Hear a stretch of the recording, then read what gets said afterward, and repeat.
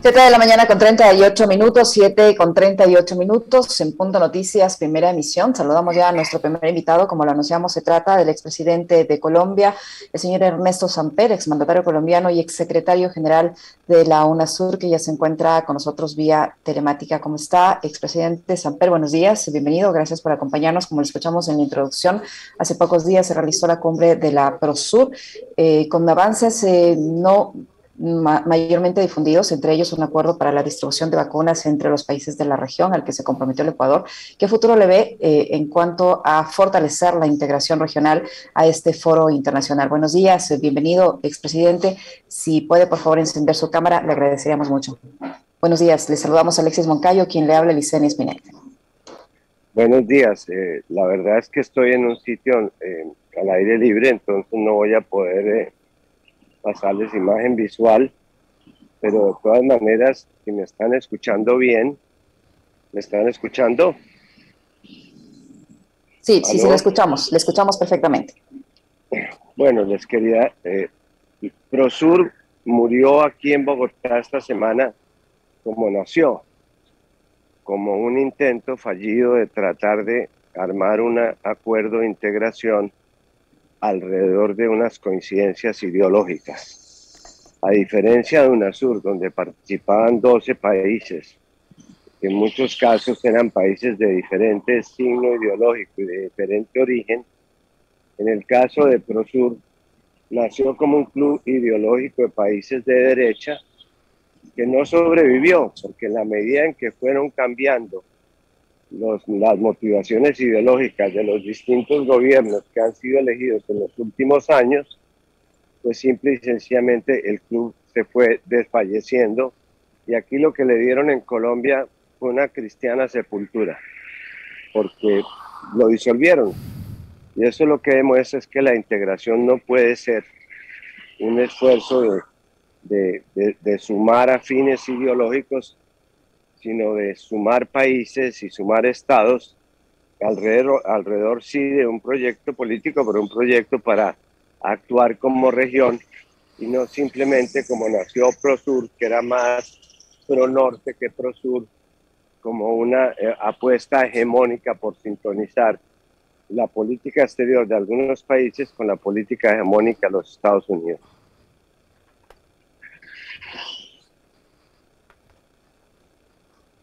Presidente, es decir, este foro internacional ya no tiene futuro. Usted dice que ha firmado su acta de función en Colombia. Por más reuniones que se puedan producir en el futuro, sus efectos como tal en la práctica, en el ámbito político, en la región, no tienen ningún futuro. Si usted se pone a mirar, ha venido desintegrándose a medida que han venido siendo elegidos países progresistas en la región.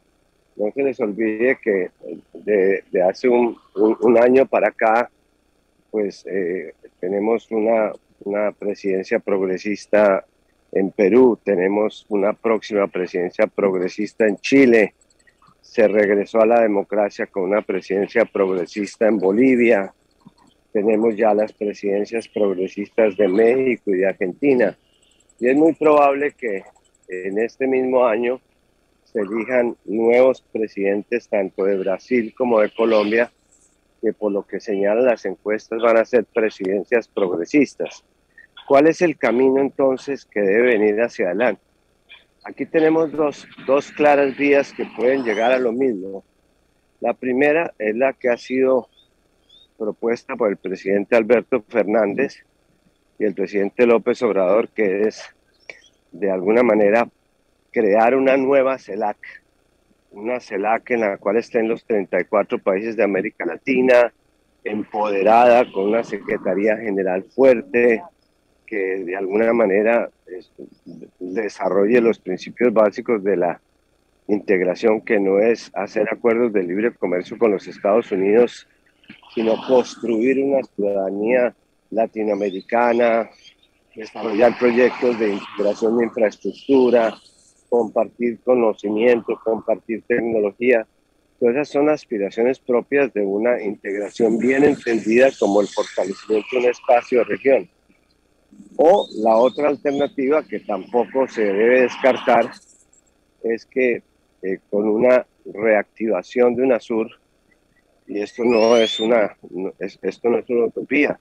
De los 12 países que conformaban UNASUR, ya hay 7 países que estarían dispuestos a reintegrarse activamente en UNASUR. Hay algunos que ni siquiera se salieron.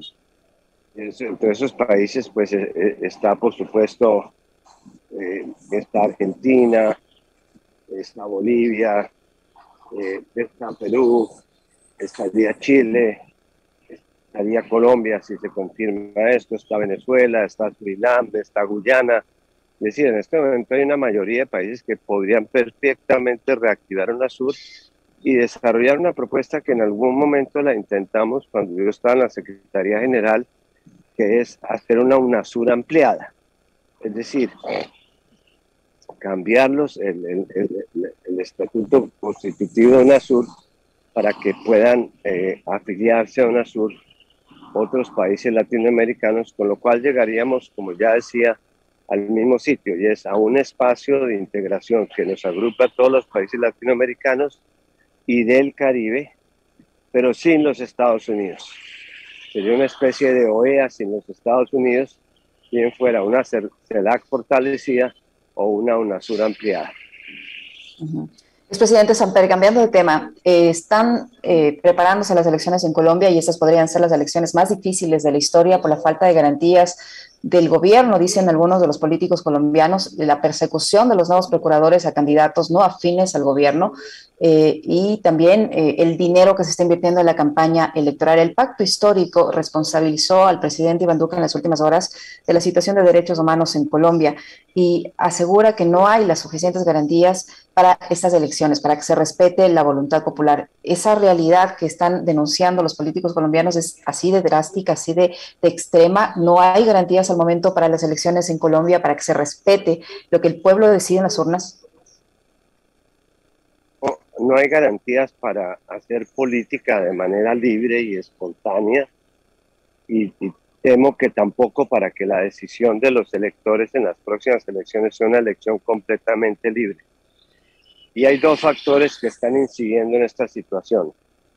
El primero, que después de muchísimos años que Colombia tenía una ley de garantías electorales a través de la cual se impedía que en épocas electorales se celebraran contratos administrativos por parte de los gobiernos nacionales, regionales o locales. Se impedía que se hicieran nombramientos en cargos públicos que pudieran influir en la elección. Después de esa etapa que era modélica en Colombia para garantizar unas elecciones limpias y transparentes, el gobierno derogó la ley de garantías. En este momento están haciendo contrataciones a favor de los políticos amigos del gobierno.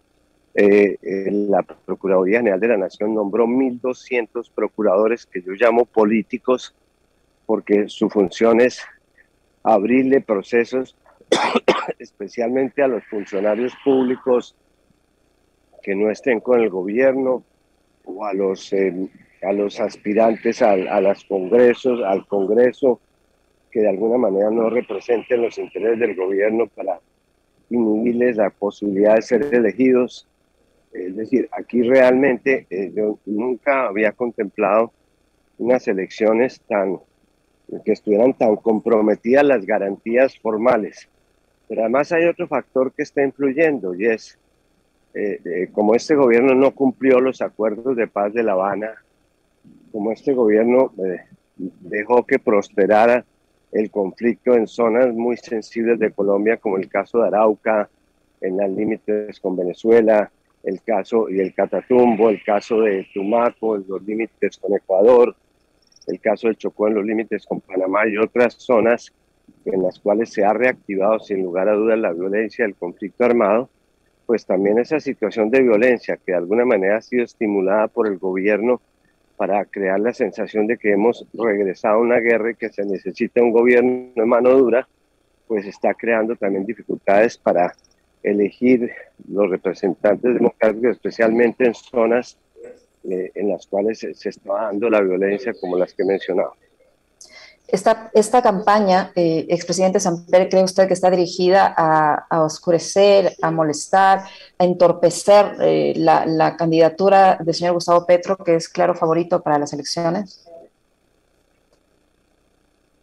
Dando no solamente los seguidores del pacto histórico, que es la coalición que lidera Petro, también se están afectando los sectores que no están en el gobierno y que estarían en una posición de centro-izquierda, como los de la coalición de la esperanza. Aquí los únicos que sí se están beneficiando son los amigos del gobierno, que tienen una chequera a su disposición, que tienen a las Fuerzas Armadas de alguna manera de su lado. Y esta es una situación muy peligrosa porque las estadísticas recientes muestran que en Colombia lamentablemente volvió a aparecer temas que creíamos que se han desplazado con el acuerdo de paz, como por ejemplo el tema de los secuestros, el tema del desplazamiento de población campesina que ha sido desalojada de sus tierras. Hay 16 curules de la paz que se deben elegir en las próximas elecciones, precisamente para las víctimas de la violencia y las zonas donde se están comprometiendo más las vidas y la libertad y la posibilidad de expresión de los candidatos son precisamente aquellas en las cuales se van a elegir estas 16 curules para la paz.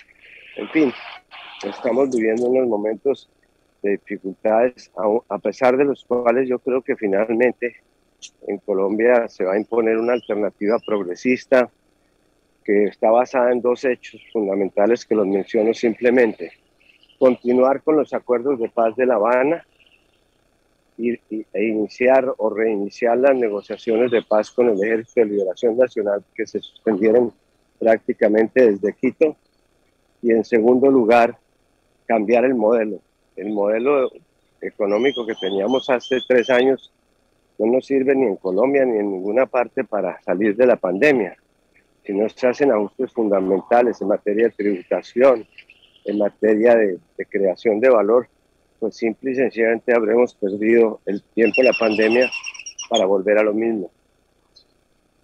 El presidente Samper, en la campaña electoral ha incursionado en los últimos días Ingrid Betancourt.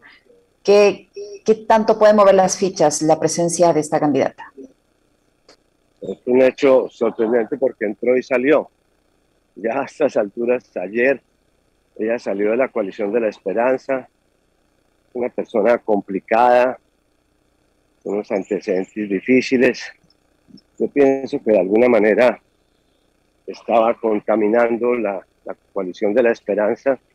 Espero que a partir de su retiro, sin desconocer su derecho a presentar una candidatura independiente, realmente esta coalición de centro, que es tan respetable en términos de lo que está defendiendo, repito, como el pacto histórico, a los dos hay que reconocerles su compromiso con estos dos temas que mencionaba, pues se pueda recomponer el término que falta para que hagan su consulta y tengamos a partir del 13 de marzo pues unos candidatos pocos que representen alternativas, porque hasta el momento lo que estamos es en una campaña casi que esquizofrénica, donde hay 42 candidatos, la gente no sabe qué presentan dentro de sus coaliciones, por fuera de las coaliciones. Yo creo que esos temas espero que se decanten en estos días que faltan para llegar a las consultas, y ya a partir del 14 de marzo, pues lo menos el país va a tener 3 o 4 candidatos fuertes, entre los cuales tendrá que escoger quién quiere que sea su presidente.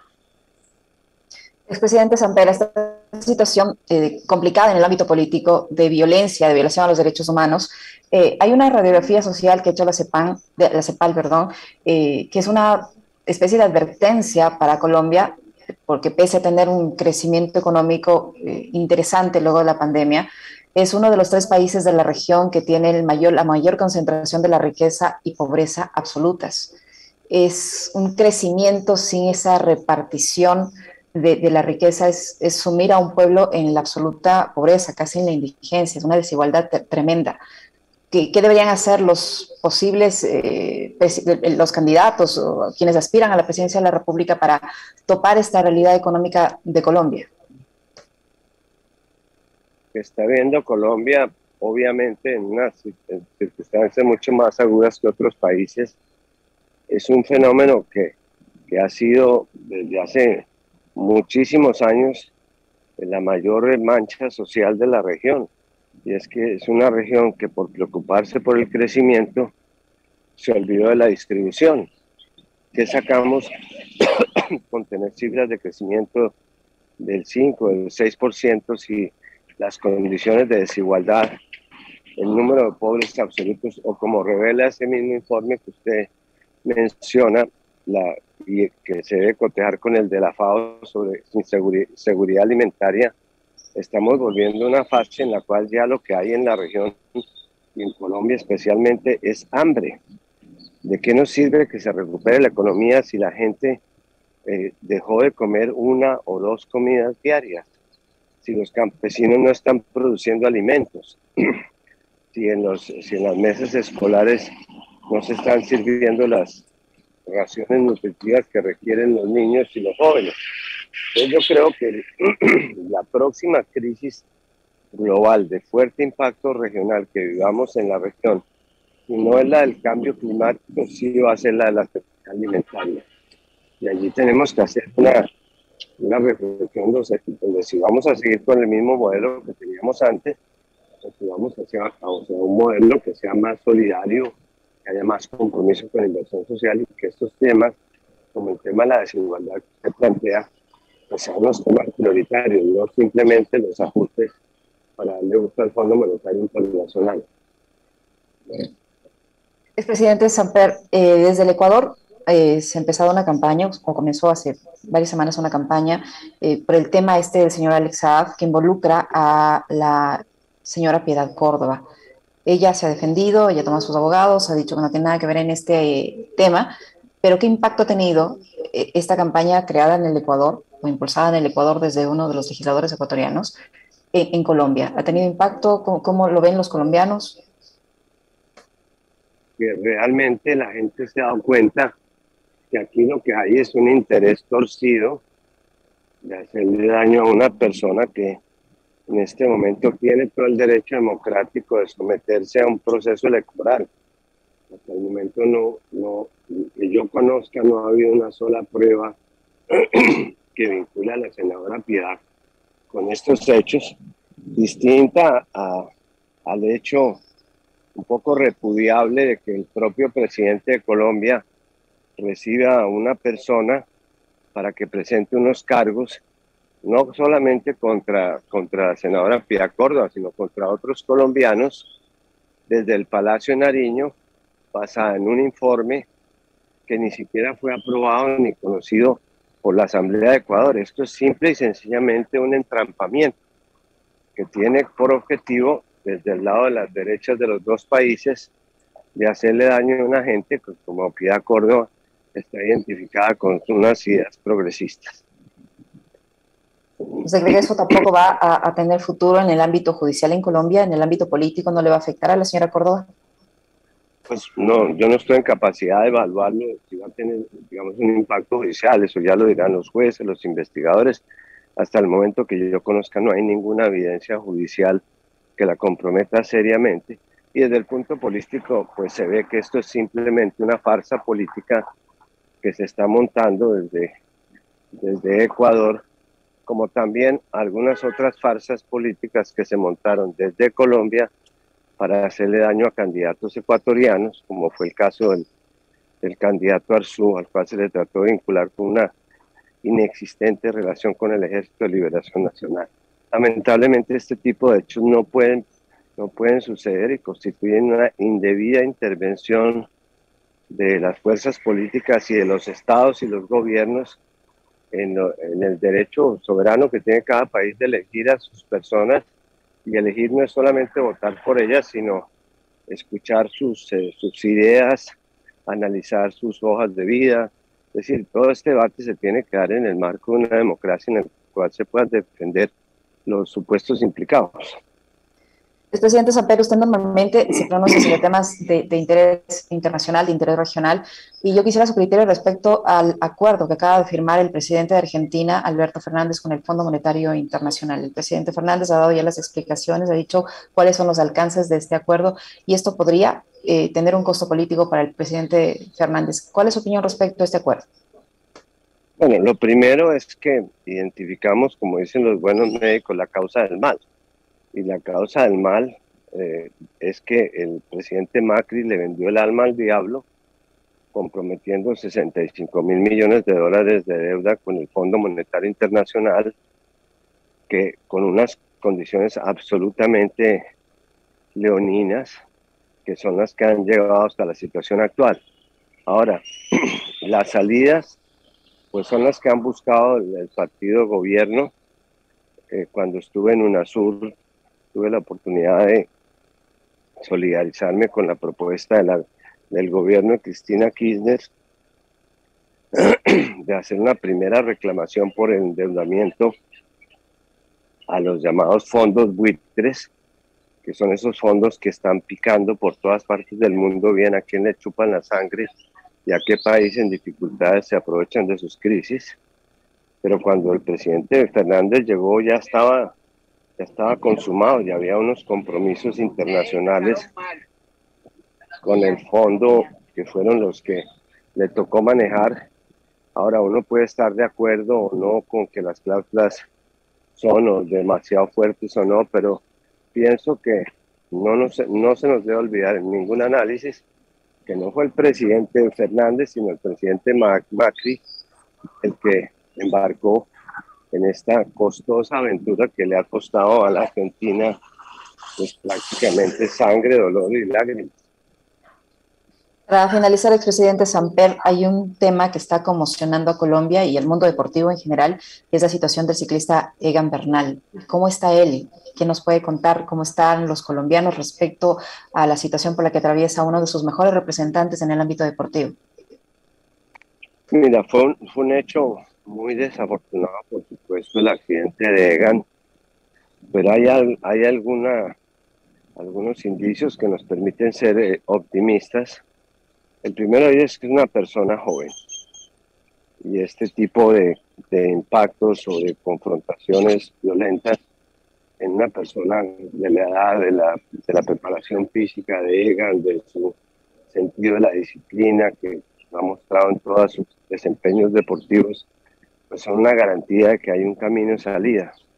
Y al parecer los primeros informes clínicos señalan que no hay comprometido ninguno de sus órganos vitales ni de sus extremidades, lo cual los lleva a uno a pensar, sin atreverse a hacer pronósticos de tiempo, que finalmente habrá un final feliz de esta situación y seguramente Egan estará montado en una bicicleta muy pronto, no sabemos cuándo, pero el hecho importante es que él va a volver a correr en las montañas andinas. Ojalá así sea, expresidente. Muchísimas gracias. Le queremos agradecer por su tiempo, por la información que nos ha proporcionado al expresidente de Colombia, Ernesto Samper, secretario general de la Unión de Naciones Suramericanas, que ha estado con nosotros. Muy amable, expresidente. Muchas gracias. Muchas gracias a ustedes y un cordial saludo a todos los oyentes.